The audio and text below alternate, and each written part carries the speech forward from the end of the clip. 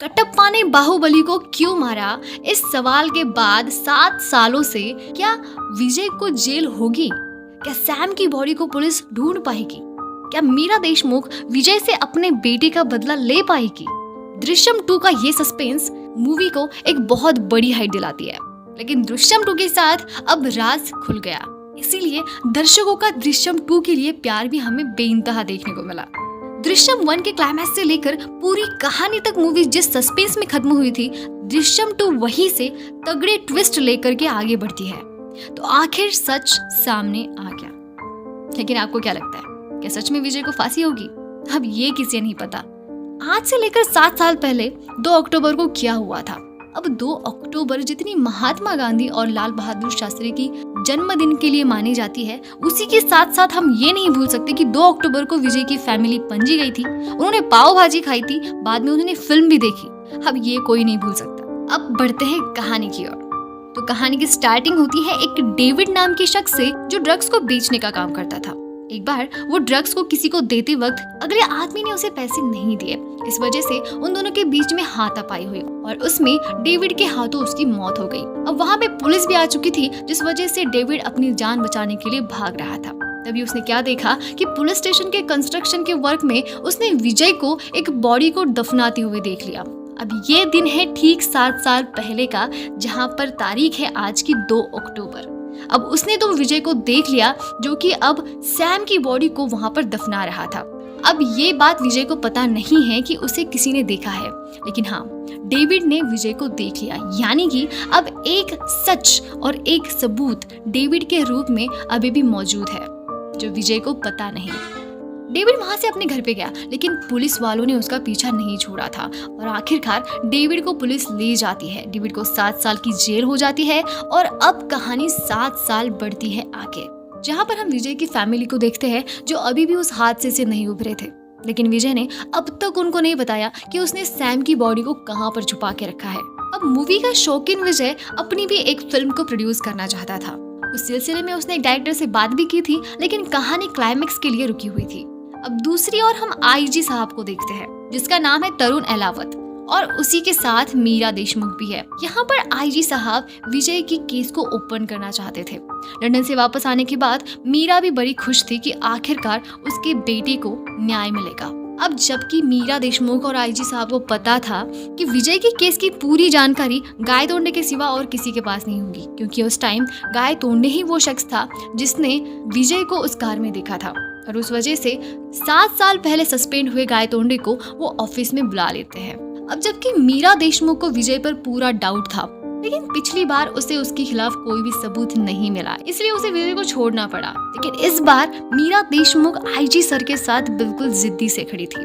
मीरा देशमुख का कैरेक्टर इस फिल्म को एक बड़ी हाइट दिलाता है। अपने बेटे का बदला एक माँ के जुनून से भरा यकीनन कहानी को और भी सीरियस बना देता है।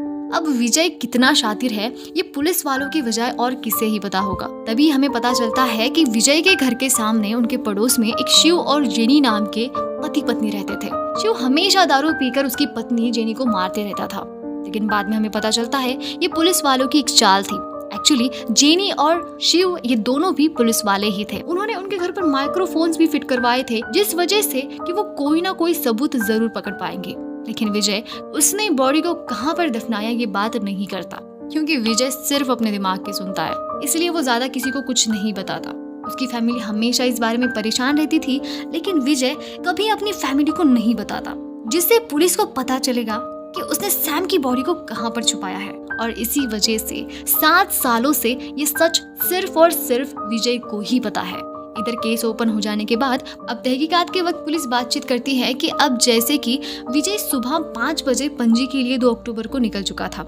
इस दरमियान उसके पास सिर्फ 1 से 5 बजे का टाइम था और इस 4 घंटे में वो 45 किलोमीटर के दायरे में ही उस बॉडी को दफना सकता है, क्योंकि उसके पास ज्यादा टाइम नहीं था। पुलिस ने इसी दायरे में बहुत खुदाई की, लेकिन उन्हें सैम की बॉडी का कोई क्लू नहीं मिला। अब यहाँ पर विजय की फैमिली भी बड़ी परेशान थी, क्योंकि उन्हें पता चल चुका था कि अब विजय का केस रीओपन हो चुका है। उस वजह से विजय की फैमिली इस बात से बड़ी डरती थी कि अगर उन्हें सैम की बॉडी मिल गई तो आखिर उनका होगा क्या। अब यहाँ पर आईजी अहलावत इस केस में एक सॉलिड सौदा रखता है। ये सौदा ये है कि जो कोई भी विजय के खिलाफ प्रूफ लाएगा उसे वो 5 लाख रुपए इनाम देगा। अब आईजी को पूरा का पूरा शक विजय पर ही था। अब उस वजह से वो विजय के घर पे जाता है। पहले तो उसकी गार्डन में वो रुकता है और बाद में घर में पहुंचता है, जहाँ विजय तो नहीं मगर उसकी बेटी और उसकी बीवी वहाँ पर उसे मिलती है, जो काफी डरी सहमी सी थी।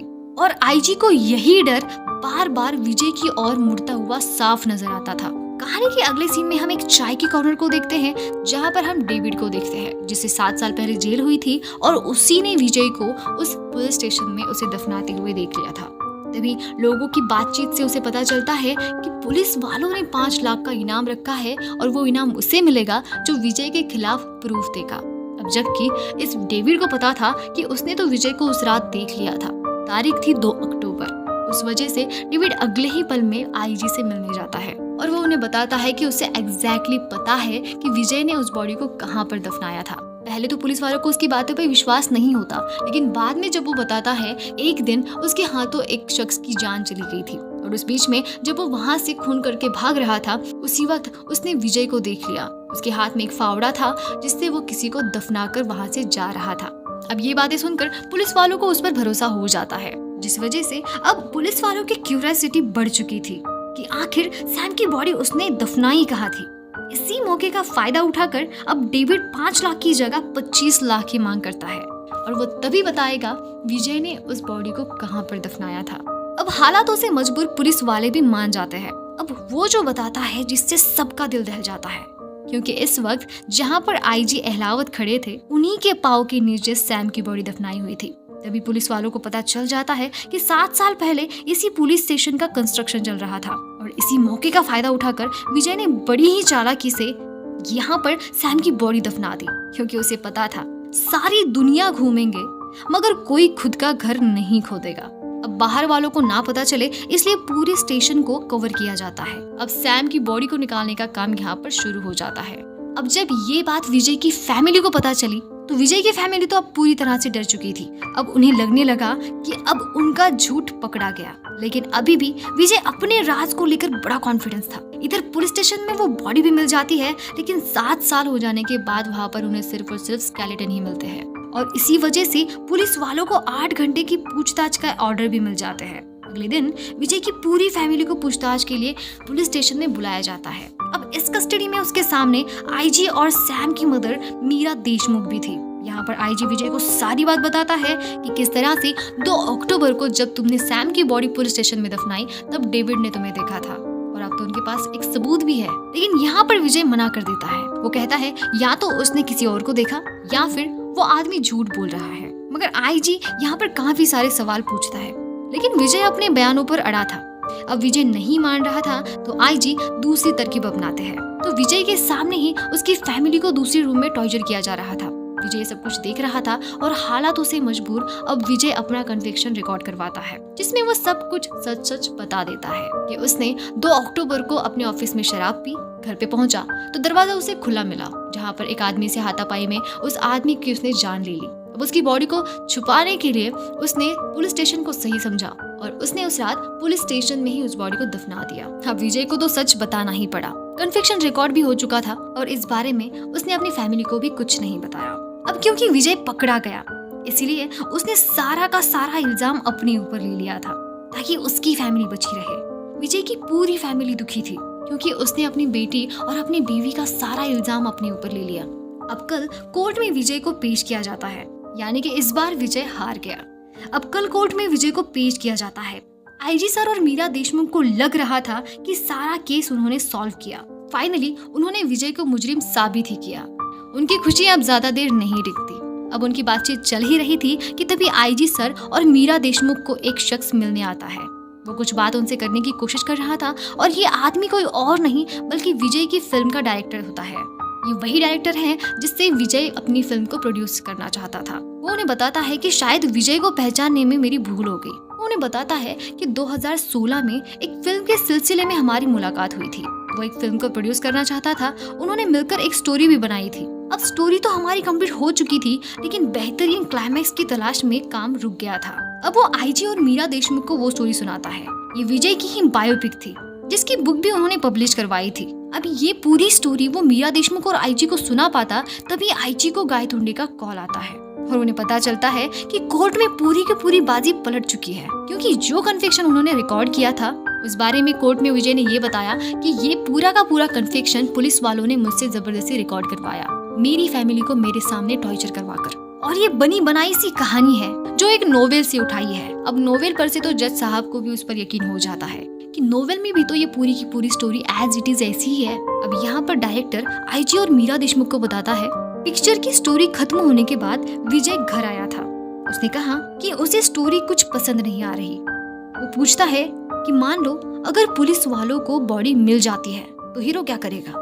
इससे पहले हीरो क्या करेगा वो बता पाता तभी आईजी सर को फिर से गायतोंडे का कॉल आता है और वो इस बार जो बताता है उससे अब पूरी बाजी पलट चुकी थी कि उन्हें ये पता चला कि जो बॉडी पुलिस स्टेशन में उन्हें मिली थी उसका डीएनए समीर देशमुख की बॉडी से मैच नहीं हुआ, यानी कि वो सैम देशमुख की बॉडी थी ही नहीं, यानी वो सैम की नहीं बल्कि किसी और की बॉडी है। अब फोन कट करने के बाद आईजी साहब तो यही जानना चाहते थे कि आखिर फिल्म का क्लाइमेक्स क्या था। अब डायरेक्टर बताता है कि हीरो को पता था कि सैम की बॉडी उन्हें मिल ही जाएगी, इस वजह से हीरो ने इन सब का पहले ही इंतजाम करके रखा था। अब हीरो ने उस बॉडी को दफना तो दिया था, लेकिन उसे ये डर था कि बॉडी कभी ना कभी तो पकड़ी जाएगी। इसी डर की वजह से उसने तभी से समीर जितनी ही हाइट और उसकी जैसी ही डेड बॉडी को ढूंढना शुरू किया। तभी उसकी मुलाकात एक आदमी से हुई जो चर्च में काम करता था। चर्च के 5 ही लोगों को दफनाया जाता था और वहाँ पर वैसे ही विजय को एक डेड बॉडी भी मिली। विजय ने उस आदमी को पैसे देकर मदद की और बदले में उस आदमी ने विजय की मदद की।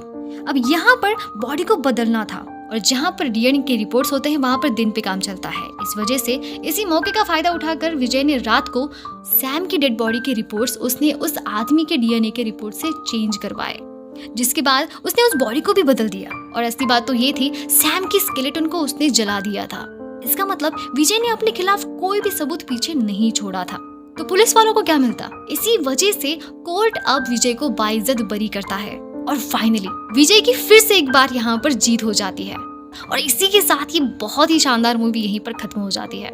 मुझे तो ये कहानी बहुत पसंद आई। दृश्यम 1 के लिए जितना प्यार था उससे कई गुना ज्यादा ऑडियंस का प्यार दृश्यम 2 के लिए भी देखने को मिला। ये सस्पेंसिव मूवी इतनी ज्यादा सस्पेंसिव होगी ऐसा किसी को नहीं लगा था। इस मूवी के लिए मेरी ओर से मैं 10 आउट ऑफ 10 की रेटिंग दूंगी। सस्पेंसिव मूवी की कुछ बात ही अलग है। आपको ये मूवी कैसी लगी ये मुझे कमेंट में जरूर बताना। इसी तरह की मूवी एक्सप्लेनेशन के लिए मुझे प्लीज सब्सक्राइब कीजिए और उस बेल आइकन को भी प्रेस कर दीजिए ताकि मैं जब भी वीडियोस अपलोड करूं तो आपको नोटिफिकेशन मिल जाया करेगी। तो मैं फिर मिलूंगी एक नई मूवी की एक नई एक्सप्लेनेशन में। तब तक के लिए thank you so much for watching me. Thank you.